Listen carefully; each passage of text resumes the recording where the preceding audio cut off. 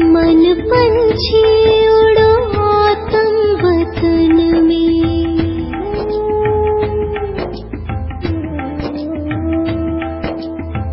मन पंछी उड़ो आतम वतन में, पहनो फरिश्तों वाला चोला, मन बना भव माँ में चमके तार, मन बना भव माँ में चमके तार, जोड़ लो करो शिव का दीदार, अपने वहाँ घर के आंगन में, मन पंछी उड़ो आतम वतन में।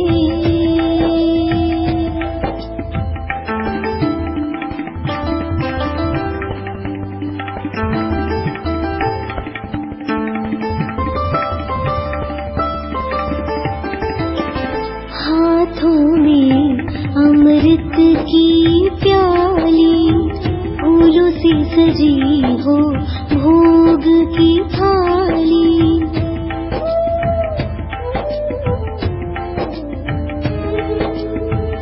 हाथों में अमृत की प्याली, फूलों से सजी हो भोग की थाली, आज मनाओ सतगुरुवार, आज मनाओ सतगुरुवार, जाओ नील गगन के पार, बैठी लिए वो इंतजार अखियन में, बैठी लिए वो इंतजार अखियन में, मन पंछी हो।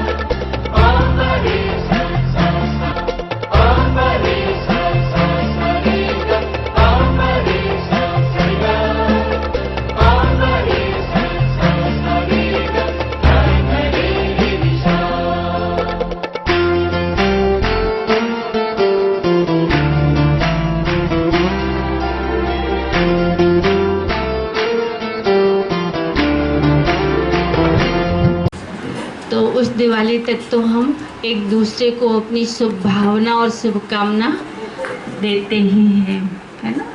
तो आप सभी को दीपावली की बहुत बहुत दिल की गहराइयों से बधाई हो, बधाई हो। और आज की इस सभा में आप सबकी तरफ से दीदी ने दीदियों का वेलकम किया, तो ये बाबा की तरफ से, दीदियों की तरफ से आप सभी का स्वागत है। तो बहुत ही सुंदर ये अवसर है, बाबा के हमने महावाक्य भी सुने। आज बाबा ने बहुत सुंदर बात भी कही। देखो ड्रामा अनुसार जो मुरली चली, सूक्ष्म में हम बच्चों को नशा ना चढ़ जाए कि हम बाबा के राइट हैंड हैं, हम बाबा के मददगार हैं, हम बाबा को इतना सहयोग करते हैं, ऐसा बच्चों को उल्टा नशा न चढ़े। इसलिए आज बाबा ने मुरली में क्या कहा, क्या कहा, क्या इशारा दिया? बच्चे तुम मुझे नहीं देते हो, लेकिन मैं तुम्हें देता हूँ, है ना। जब हम देने तो बुद्धि में एक बात चल कर के आती है कि इस समय इस लौकिक या अलौकिक जीवन में, है ना, हमारे दो बैंक चालू हैं। लौकिक में भी हम अपनी जमा पूंजी जो हम बचत करते हैं आईवेल के लिए, हम उसको एकत्रित करते हैं, है ना, कि हमारे बच्चों को हमारे भविष्य के लिए ये बहुत सिखाया। 2 दिन पीछे हम यदि वरदान में जाएं तो बाबा ने स्पष्ट समझाया था कि बच्चे बचत करना सीखो, और वो सबसे बड़ी जो बचत है हमारे संकल्प, हमारे बोल और हमारे कर्मों की बचत है ना। जितना हम इसको इकोनॉमी से हम यूज करते हैं तो यही संकल्प, बोल और कर्म हमारे जीवन में शक्ति बनकर के उभरते हैं। बाबा ने कहा कि बच्चे उतने ही संकल्प की रचना करो जितने आप उसको पूरा कर सको। लौकिक दुनिया में भी कहते हैं ना कि उतने ही बच्चों को जन्म दो जिसकी आप पालना बहुत अच्छे से कर सको। तो संकल्प क्या है? हमारे अपनी रचना है, हमारे अपने बच्चे हैं, तो हम उतने ही संकल्प करें जितने हम पूरे कर सके। ऐसा ना हो कि हम एक दिन में 50 संकल्प कर ले और बड़े ऊंचे ऊंचे संकल्प, और पता चला वो एक भी संकल्प हम पूरे नहीं कर पाते। और जब शाम को हम अपना चार्ट चेक करते हैं कि आज हमने क्या किया, तो पता चलता हम खाली रह जाते हैं, है ना। तो फिर अंदर से कहीं ना कहीं निराशा आती है कि संकल्प तो हम बड़े बड़े कर लेते हैं, पूरे होते नहीं हैं। इसलिए बाबा कहते कि बच्चे उतने ही संकल्पों की रचना करो जितना हम पूरा कर सकते हैं। लेकिन बाबा ये भी कहते हैं कि लौकिक दुनिया की जो कहावत है कि पैर उतने ही फैलाओ जितने की चादर हो, हाँ? और बाबा यहाँ पर वो नियम बदल देते हैं। छोटा बच्चा जब पालने में होता है उसके नाप के ही उसका वो ओढ़ना और बिछौना होता है, लेकिन वो बच्चा क्या करता है, बार बार साइकिल चलाता है। चलाता है कि नहीं चलाता है? और जो आप उसको ढक के रखते, उड़ा के रखते हैं, वो उससे दूर हो जाता है। माँ देखती है कि इसको मक्खी है या मच्छर काट रहे, तो तुरंत आके दौड़ करके क्या करती है, उसको ढकती है ना। तो बाबा भी हमें यही कहते हैं कि जितनी चादर उतने पैर नहीं, लेकिन तुम चादर से बाहर पैर निकालो तो उसको ढकने को मैं तैयार हूँ, लेकिन हम निकाले तो सही ना। नहीं, हम हिम्मत ना हारे कि हमारी तो इतनी ही यथाशक्ति है, इससे ज़्यादा हम आगे बढ़ ही नहीं सकते। हम बाबा का इस संगम युग में हम सब बच्चों से ये वायदा है कि हिम्मत कर तुम एक कदम उठाएंगे तो मैं 1000 कदम बढ़ूंगा, है ना। तो ऐसे ही इन शुभ संकल्पों को जब हम जीवन में उपयोग में लाते हैं तो वाकई हम भगवान को अपना मददगार के रूप में सम्मुख पाते हैं, है ना। और दूसरी बात यदि हम देखें कि हम भक्ति में भी ये बात सुनते आए थे और इस ब्राह्मण जीवन में संगम युग में भी हमने सुना, हाँ, कि हमारे इस ब्राह्मण जीवन में हमारे भोजन का बड़ा महत्व है। इसलिए गायन है, हाँ, कि शिव के भंडारे भरपूर और काल कंटक दूर, है ना। ब्रह्मा भोजन के लिए बहुत सुंदर गायन है कि जो इस ब्रह्मा भोजन को ग्रहण करता है उसके जन्म जन्मांतर के वे कर्म दग्ध हो जाते हैं, होते हैं ना। हाँ, प्रैक्टिकल में हम देखें तो ये ब्रह्मा भोजन एक बहुत बड़ी दवा भी है। हमारे जीवन में कितना कितना सदुपयोग है या कितनी प्राप्तियां हैं उससे। एक बार की बात है कि हमारे सेंटर पर जो है छोटी बच्ची आती थी और वो बचपन से ही थोड़ी सी मेंटल थी। उसकी माँ को बड़ी भावना थी कि इसको हम बाबा के घर में ले जाएं, लेकिन जब वो आती थी तो उसकी उल्टी सीधी हरकतें होती थी, बहनें भी परेशान, तो माँ को भी अच्छा नहीं लगता था।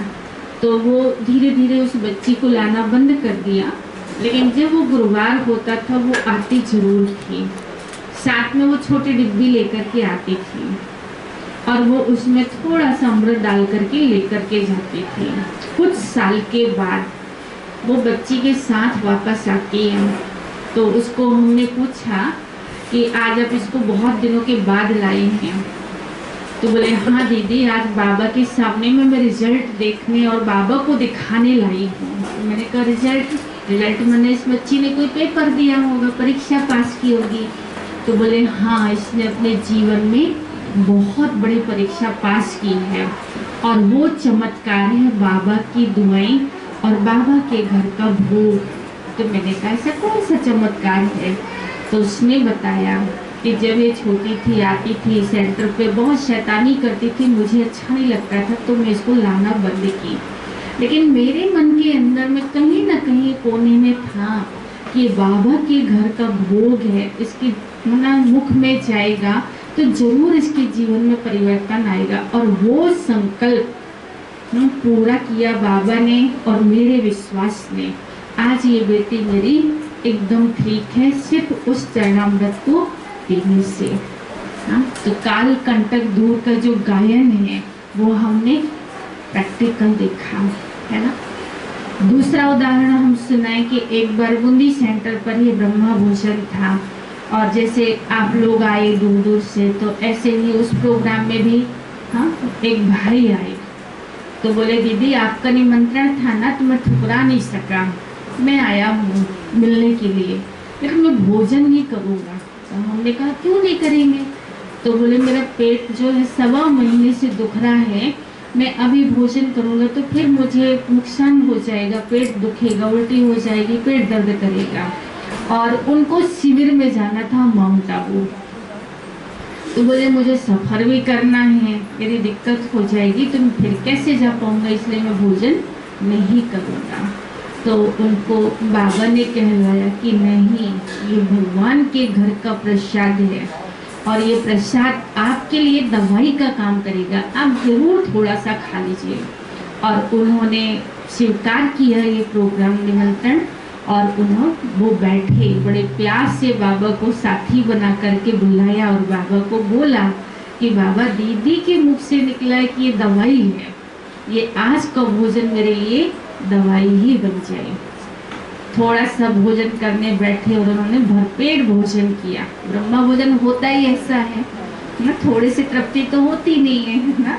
तो उन्होंने भी भरपेट भोजन किया। आप यकीन मानिए उस दिन से लेकर आज दिन तक उस भाई का पेट नहीं दुखा। तो ब्रह्मा भोजन क्या बन गया उसके जीवन में? दवाई बन गया। तो सोचो कितना बड़ा महत्व है इस ब्रह्मा भोजन का। हम इसको बहुत हल्के में ना लें। और देखो जब ये ब्रह्मा भोजन होता है ना, तो कोई ना कोई आत्मा निमित्त बनती है। जैसे आज के इस ब्रह्मा भोजन में आप में से ही बहुत सारे संगठन में मिलकर के हम ये बाबा कहो और हम सब अपने ब्राह्मण परिवार के लिए हमने ये भोजन तैयार करवाया है, तो मिलकर के किया है। हमारे दिल की भावना क्या थी कि हमें ये भोग जो है भगवान को स्वीकार कराना है, यही भावना है ना कि हमारे द्वारा बाबा को ये लग जाए। अब आप सोचो एक सेकंड के लिए कि क्या भगवान को हमारे द्वारा ही पसंद आया? आज इटावा में पैसे वालों की कोई कमी थी क्या? करोड़पति भी होंगे और अरबपति भी होंगे। बाबा एक सेकेंड की चाबी उसकी बुद्धि को घुमाता, वो कहता नहीं दीदी सारा भोजन मेरी तरफ से बनेगा, तो हमें चांस मिलता। बाबा ने हमारा छोटा छोटा सा जो सहयोग लिया, उस सहयोग से तो हम वंचित हो जाते ना। तो सोचो मेरा कितना बड़ा भाग्य कि हम बाबा के साधारण बच्चे, हम बाबा के गरीब बच्चे, हम गरीबों का वो स्वीकार करता है।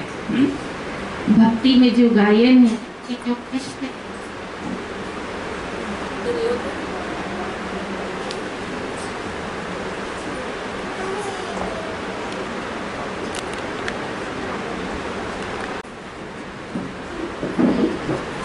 तो हम भक्ति में एक बहुत सुंदर महाभारत का उदाहरण पढ़ते और सुनते आए हैं कि शांति संदेश लेकर के श्री कृष्ण जी दुर्योधन की सभा में पहुंचते हैं, है ना। और दुर्योधन तो राजा था उस समय। शांति संदेश सुनाते हैं, उसके बाद उनको भोजन के लिए आमंत्रित करते हैं। लेकिन श्री कृष्ण जो है वहाँ पर भोजन स्वीकार नहीं करते हैं। कहाँ पहुँचते हैं? विदुर जी के पास पहुँचते हैं। विदुर जी कैसे थे? बिल्कुल साधारण, लेकिन उनके मन में भगवान के प्रति बहुत श्रद्धा और प्रेम था, है ना। तो श्रद्धा और प्रेम को उन्होंने बड़े प्रेम से स्वीकार किया और उन्होंने 56 और 36 भोग को स्वीकार करके वहां पर कहते हैं ना, हाँ, सब्जी साग और रोटी उन्होंने स्वीकार की। इसलिए कहते हैं कि भगवान धन का भूखा नहीं, लेकिन भाव का भूखा है। हम दूसरा उदाहरण रामायण में सुनते हैं कि सबरी कितने जन्म से, पूरे जीवन से उसने राम की भक्ति की और उनके अंदर एक कहीं ना कहीं कोने में आशा और विश्वास था कि मेरे झोपड़ी में, मेरी कुटिया में एक न एक दिन राम जी जरूर आएंगे।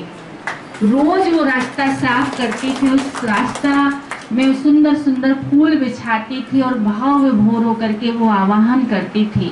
रोज वो भोग के लिए क्या रखती थी?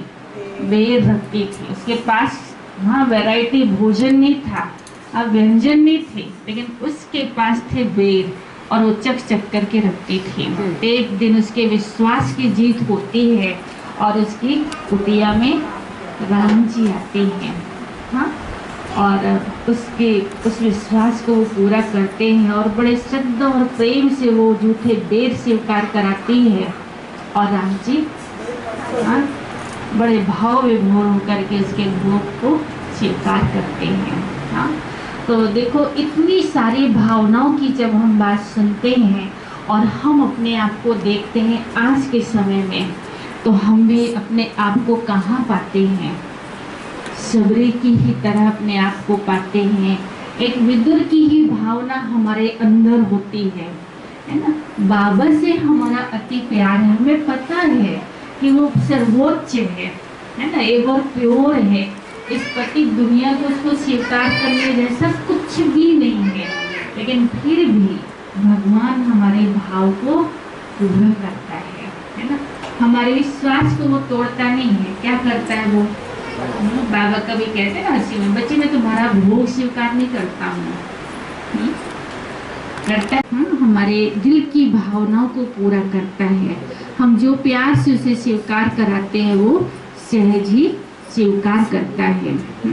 एक बार की बात बताऊं, शायद पहले भी आपको कभी सुनाया होगा।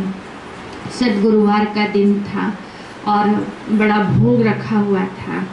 तो निमित्त बहन जो होती है भोग की थाली तैयार करती है, तो भोग उसने उस दिन वो अपनी ड्यूटी किसी और को पकड़ा देती है। तो वो बहन को इतना अनुभव नहीं था, तो उसने भोग की थाली तैयार की और जैसे तैसे भोग लगाने की तैयारी हो रही थी, तो वहाँ जा कर के वो भोग की थाली रखती है।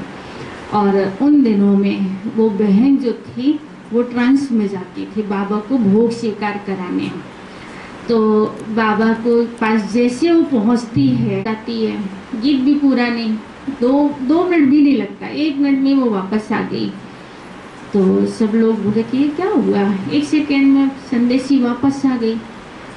तो उनसे पूछा कि आप 1 सेकेंड में क्यों आई? तो वो खुद ही थाली लेके जाती है और देखती है, चेक करती है, फिर वापस थाल तैयार करके लाती है और वापस भोग लगाती है। भोग लगाने के बाद कहती है कि आज बहनों ने बहुत बड़ी गड़बड़ की। तो बोले क्या गड़बड़ हुई? तो बोले एक तो डिब्बा खाली और एक मैं जैसे वतन में गई तो बाबा ने मुझे थाली के चारों तरफ जो है मुझे सांप दिखाया, तो मैं एकदम से चौंक गई और वापस में नीचे आ गई। और जब वो थाली खोल करके देखती है तो क्या देखती है, वो थाली के चारों तरफ लंबा बाल चिपका हुआ था, जहाँ उसको बाबा ने सांप की तरह दिखाया। अब आप सोचो, कई बार जब बाबा कहते हैं कि बच्चे में भोग स्वीकार नहीं करता, तो वो नहीं करता, तो ट्रांस में जाकर कि वो बहन ये सीन कैसे देखती, और बाबा उसको नीचे वापस भेजते हैं। हाँ, जब हम देखते हैं कई बार कि हाँ कई ऐसे अनुभव कि जब कोई आत्मा शरीर छोड़ के जाती है, उसके निमित्त हम भोग लगवाते हैं। हाँ, तो बाबा वहाँ पर भी उस आत्मा को इमर्ज करते हैं। और जब वो आत्मा को इमर्ज करते हैं तो बाबा अपने हाथ से उसको भोग स्वीकार कराते हैं। एक बार की बात है, हमारे रमेश भाई जी थे और एक दीदी ने भी बहुत सुंदर अनुभव सुनाया कि क्लास में गिरधारी नाम के भाई आते थे। पत्रिका में शायद आपने पढ़ा होगा, टाइम तो नहीं होना चाहता। तो वो बाबा के अनन्य बच्चे थे। अनन्य बच्चे मतलब ज्ञान और योग में बहुत उनको आनंद आता था और बाबा की हर बात में, हर कदम में वो श्रीमत को फॉलो करते थे। लेकिन होता है ना, माया किसी को छोड़ती नहीं है।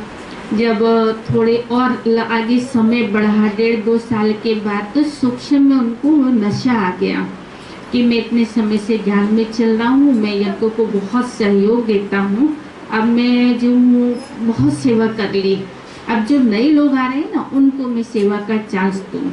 और जैसे वो सेवा से थोड़े दूर होता है, उसकी बुद्धि थोड़ी परिवर्तन होना शुरू होती है। रमेश भाई जी जो हमारे इस यज्ञ के बहुत बड़े भाई थे, पूरा अकाउंट संभालते थे, जो वर्तमान में अभी नहीं है, तो उन्होंने सुनाया कि वो भाई रमेश भाई जी स्वयं उस भाई से मिले कि गिरधारी भाई, आप बाबा के अनन्य रतन हो, बाबा ने आपको श्रेष्ठ भाग्य बनाने का चांस दिया है, आप अपने भाग्य बनाने से वंचित कैसे हो रहे हो। तो उसने कहा, नहीं मैंने बहुत कर लिया, बहुत हो गई सेवा, मेरे से नहीं होती। अनायास थोड़े दिन के बाद कुछ कारण बनता है और उनको शरीर छोड़ना पड़ता है। उनके परिवार वालों ने भोग लगवाया, भोग लगा। संदेशी बहन, उस समय तो बहुत संदेशी अपने यज्ञ में होती थी, भोग लेकर के जाती है। बाबा के सामने वो गिरधारी भाई सूक्ष्म रूप में बैठे हैं और उनके आंसू बह रहे हैं। तो उस संदेशी बहन ने बाबा को कहा, बाबा ये भोग इस आत्मा के निमित्त है, आप इसको स्वीकार कराओ, मधुबन यज्ञ से ये भोग आया है बन करके। तो बाबा ने कहा, बच्ची आज ये भोग नहीं स्वीकार करेगा। तो उसने पूछा, बाबा क्यों? तो बाबा ने कहा, बच्ची जिस दिन से नीचे से ऊपर आया है ना, तो एक ही काम है इसका, रोने का, और पश्चाताप इसको हो रहा है कि मैं बाबा की कदम पर कदम चलने वाला, मेरी बुद्धि को आखिर ऐसा क्या हुआ जो मैं बाबा की श्रीमत या सेवा से दूर होता चला गया। तो 3 दिन हो गए आज इसको, ये रोज मुझे रिक्वेस्ट करता है, बाबा मुझे नीचे भेजो, बाबा मुझे नीचे भेजो। तो बाबा इसको नीचे नहीं भेज रहा है। तो बच्ची तुम कहो तो बाबा इसको तुम्हारे द्वारा नीचे भेजे। तो बच्ची ने कहा, बाबा जैसी आपकी आज्ञा। अब बच्ची और बाबा की बात शुरू। बाबा ने पूछा कि बच्चे नीचे जाके तुम क्या करोगे? तो बाबा को वो कह रहा है कि बाबा मेरे 2 बच्चे हैं और दोनों के लिए मैंने मकान अलग अलग बनाया हुआ है और एक मकान मैंने आपके लिए बनवाया हुआ था सेवा के लिए। अब मैं तो अचानक आ गया और वो मैंने यज्ञ के नाम किया नहीं है, तो बाबा आप मुझे नीचे भेजो, संदेशी के तन में मैं जाऊं और मैं उस कागज में साइन करके आ जाऊं, ताकि वो बाबा आपकी ही सेवा उस स्थान पर हो। तो बाबा ने कहा, बच्चे तुम उस दुनिया से निकल के आ गए हो, तुम्हारा शरीर भी खत्म हो गया है, संदेशी के द्वारा तुम साइन करके भी आ जाओगे तो वो मान्य नहीं होगा। तो बच्चे तुम्हारे जाने का कोई मतलब नहीं है। हाँ, परिवार वालों से मिलना है तो बाबा सेकंड में भेज सकता है। और बाबा ने उस बच्चे को नीचे भेजा। बच्चे वो परिवार वालों से मिला, लेकिन बस उसके अंदर एक ही दुख अंदर समाया हुआ था कि काश जिसके लिए मैंने ये मकान बनाया था, इसको मैं अपने हाथ से बाबा की सेवा में अर्पित करके जाता तो आज मुझे कई जन्मों तक इसका रिटर्न मिलता। फिर भी जब वो अपने परिवार वालों से मिल रहा था तो उसने कहा कि मैं तो ये काम नहीं कर सका, लेकिन तुम मेरी ये आस पूरी करो। ये बाबा के निमित्त बना हुआ भवन था, ये बाबा की सेवा में इसको देना है।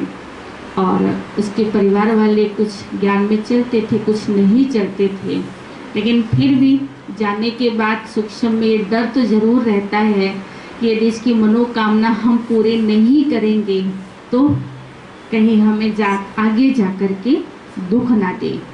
तो वो सब सोच करके फिर उस परिवार वालों ने क्या किया, उसकी भावना को देखते हुए उस मकान को सेवा में अर्पित किया, है ना। और आज दिन तक उस स्थान से वो सेवा हो रही है। तो कहने का भाव ये है कि देखो, संगम युग में बहुत सारी बातें हमें बाबा रोज समझाते हैं, हम सब बड़े प्रेम से सुनते हैं, लेकिन जब करने की बात आती है तो हम क्या करते हैं, मनमत मिलाते हैं। चलो, ये तो उस भाई के भाग्य की बात थी कि उसका परिवार कुछ ज्ञान में था, लेकिन हम में से ऐसे कितने लोग हैं जो हमारी रही हुई आस को हमारे पीछे वाले पूरा कर सकें।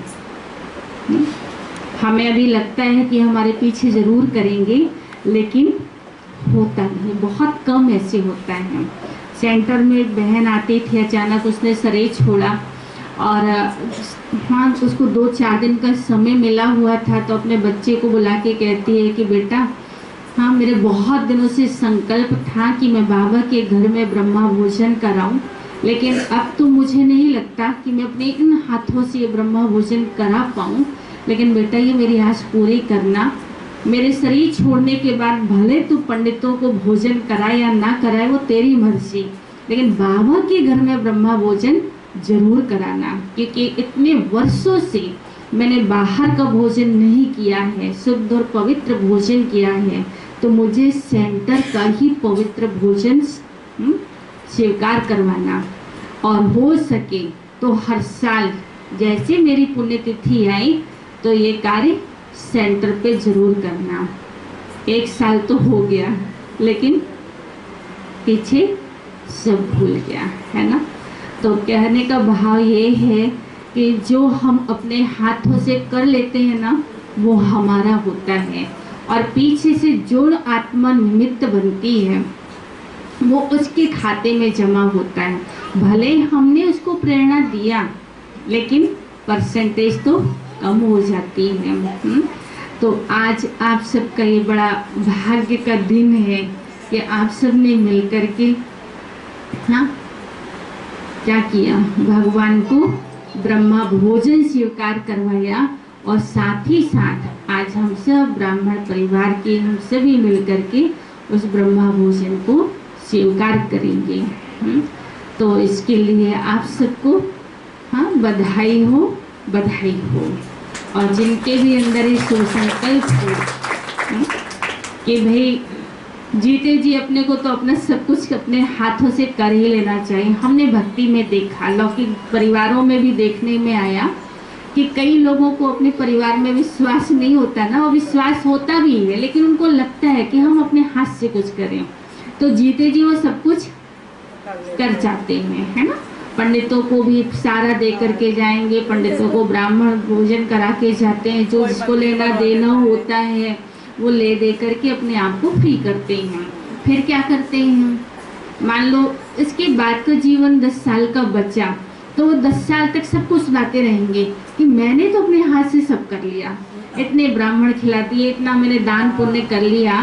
तो 10 साल तक जो हमने सुनाया वो जमा हुआ, खत्म हो गया, तो भूल जाना, है ना। इसलिए बाबा कहता है ना कि इस हाथ से करो तो इस हाथ को भी पता ना चले। पहले के लोग बहुत अच्छी बात कहते थे कि नेकी कर दरिया में डाल। आज का सिद्धांत बदल गया, नेकी कर जेब में डाल, और जब समय मिले निकाल के देख और औरों को सुना, तभी जाके खुशी मिलती है ना। आज के लोगों की तो यही स्थिति है, थोड़ी सी सेवा करेंगे जब तक पूरे लोगों को बता ना दे। पहले तो कभी कभी लोग मिलते थे, और आज यहाँ किया और अभी ग्रुप में डाला, 1000 लोगों के पास पहुँच जाएगा। तो जो किया सब कहाँ गया, 1000 लोगों की नज़रों में गया। तब बाबा कहते कि जो लोगों की नज़र में है वो मेरी नज़र में नहीं है, और जो भगवान की नज़र में है वो लोगों की नज़र में नहीं है। तो ऐसे बाबा के ही लाल हैं जो हमेशा भगवान की नज़रों में रहते हैं। इंसान की नज़रों में रहे या ना रहे उसको कोई भी फर्क नहीं पड़ता, क्योंकि उसको पता है कि जो मैंने किया मैं जानूं और मेरा बाबा जाने। तो जिसकी ऐसी स्थिति होती है ना, उसका पूरा पूरा जमा होता है। तो आप सभी आज सब हाँ, जो भी बाबा को भोग स्वीकार कराने के निमित्त बने हैं, तो आप जानो और बाबा जाने।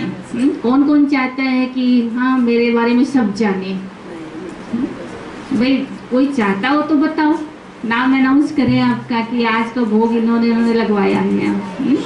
तो आप जानो और बाबा जाने, है ना? ऐसे ही है ना? तो अच्छी बात है। बाबा कहते गुप्त दान महापुण्य। तो ऐसे बाबा के शक्तिशाली प्रकंपन और वाइब्रेशन से भरा हुआ आज का ये ब्रह्मा भोजन, जो हम सब के जीवन में तंदुरुस्ती और खुशियाँ लेकर के आएगा। तो भोजन बनवाने वाले, भोजन करवाने वाले और भोजन करने वालों को बहुत बहुत दिल की दुआएं हैं, है ना? बनवाने वाला हो लेकिन बनाने वाला ही ना हो तो कैसे बनेगा? और बन जाए और खाने वाले ना हो तो वो भी सफल नहीं होगा। इसलिए तीनों ही को भोजन करवाने वाले, बनाने वाले और करने वाले सबको बहुत बहुत बधाई हो। और शुभ भावनाएं है कि इस ब्रह्मा भोजन खा के आप सब तंदुरुस्त और खुशियों से सदैव सदैव के लिए भरपूर हो जाएं। वैसे सदैव, वैसे भोजन की ताकत कुछ समय तक रहती है। हमने देखा है हमारे साथ जब मधुबन लोग जाते हैं ना, आप बीके जाए वो तो है ही है, लेकिन जो नॉन बीके जाते हैं, बाहर के लोग जाते हैं, 6 महीना तक उस भोजन का जो बल है उनकी लाइफ में रहता है ना? 5 दिन वहाँ रहते हैं, लेकिन उस भोजन का, उस स्थान का, उस ज्ञान का वर्णन 6 महीना तक उनके अंदर चलता है। धीरे धीरे धीरे फिर उस भोजन की शक्ति कम होती है ना? हमने प्रैक्टिकल देखा। तो ब्राह्मण जीवन में भी ऐसे है ना? हालांकि आप लोग तो बहुत भाग्यशाली हो, मुझे लगता है हर 2-3 महीने में हाँ टॉनिक मिल ही जाता है। तो आप तो हो ही शक्तिशाली। ब्रह्मा भोजन ही टॉनिक है ना हमारे लिए। तो क्योंकि ब्राह्मण जीवन में यदि ब्रह्मा भोजन ना हो तो पुरुषार्थ में हम बुरे हो जाते हैं, नहीं? तो आप लोग तो भाग्यशाली हो। तो ऐसा ब्रह्मा भोजन देखो हम भाग्यवानों को ही मिलता है। हाँ, तो बड़े प्यार से हम सब ब्रह्मा भोजन अभी स्वीकार करेंगे। ओम शांति। बहुत बहुत धन्यवाद आदरणीय दीदी जी। और आज के इस कार्यक्रम में आदरणीय दीदियों के स्वागत के लिए कुमारी तनु हमारे बीच पधार रही है।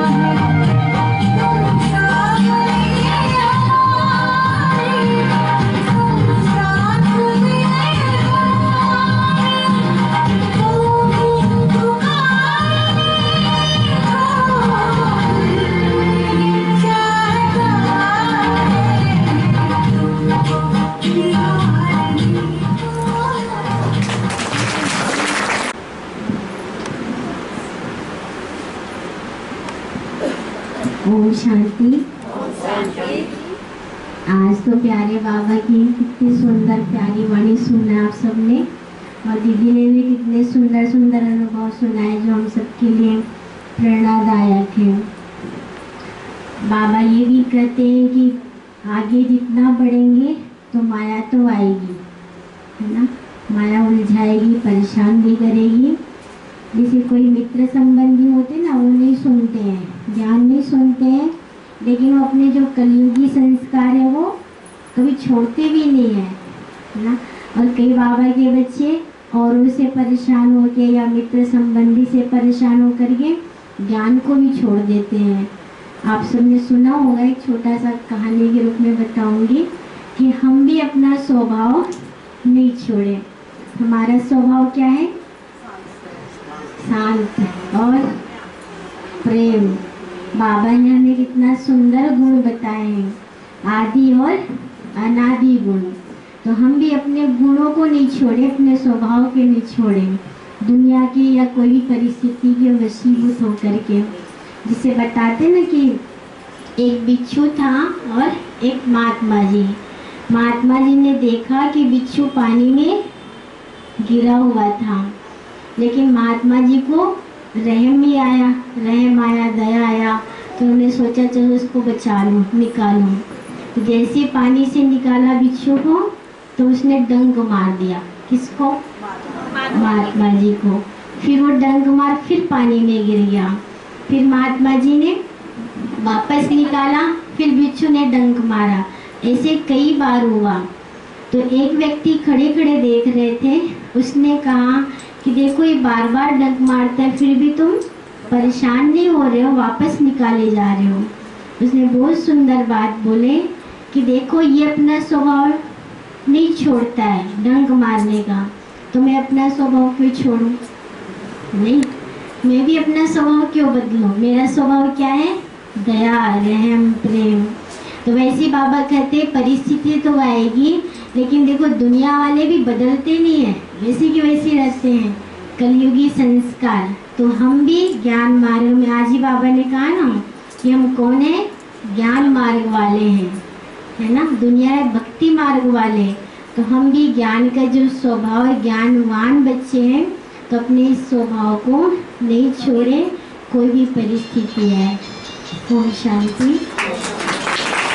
एक दिन आप यूं हमको मिल जाएंगे, फूल ही फूल राहों में खिल जाएंगे, मैंने सोचा न था।